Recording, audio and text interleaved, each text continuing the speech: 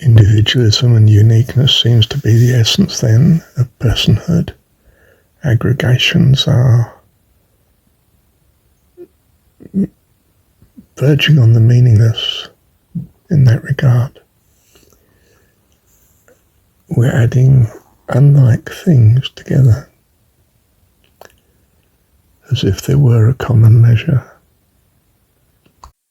Though we can imagine a commonality of need, needs are comparative.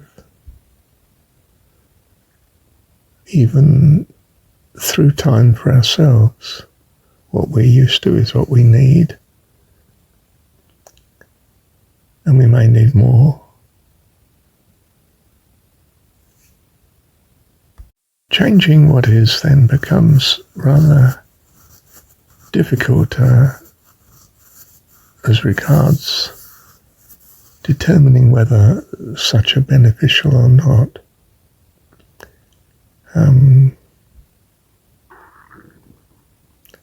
Apart from obvious things such as knowing that we have basic needs that are similar, a willingness to share therefore might be very good, except it impoverishes the person sharing. In other words, brings them down to something intolerable.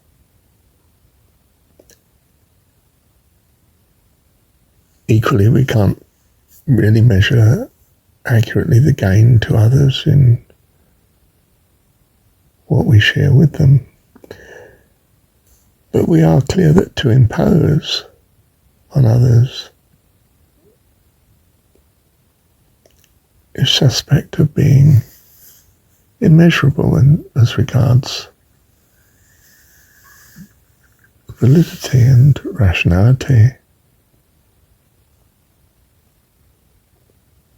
Whereas individual choice at least means they're optimizing within what they have. We're concerned, of course, when they have very little.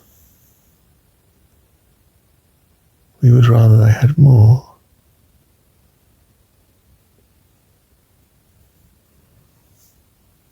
But to give more is one thing. To force another to give more is problematic, to say the least. So we try to avoid imposition. Give to him that asks, except where we think it's unreasonable, especially where it makes us rather disadvantaged compared to them. So we're not happy about taxing the poor for the benefit of the rich. Though not all taxes are of this sort. Some taxes are to benefit specifically the poor, those that are poorer, or to provide facilities that do benefit the poor, perhaps more than they are being charged. In other words, they would actually like to contribute to the service, if it means having the service. But then we tend to think, wouldn't it be better if the rich were willing to give rather more? So we have the notion of proportional tax, but proportional tax seems to be very hard on the poor, because money is so much more important when you have very little of it.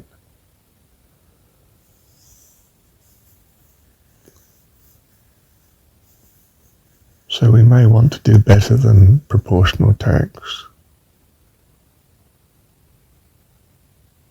and have a progressive tax where the richer pay a greater proportion of their income in tax. And then we find we're faced with inequalities not just of income but of wealth. You know, my income might be not much after I've paid for my palace. So, or everything I put down as expenses. But really I'm getting the benefit of a palace. Something corporately owned that's not charging me, perhaps. So we seem to have a problem of wealth distribution not being acceptable. Some owning all the land, many owning nothing of a capital value, whether it's land or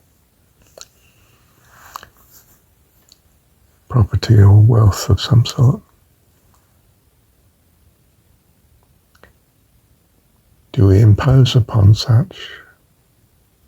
We do, in fact, in many societies at least, if not all. You know, it's the rich that actually pay the bulk of the tax. But of course, if they're still incredibly rich after such, doesn't seem that that's right enough. We live in a world of good and bad, for good reason it seems, that we may learn to value the good at least, and live accordingly. Thank you, Heavenly Dad.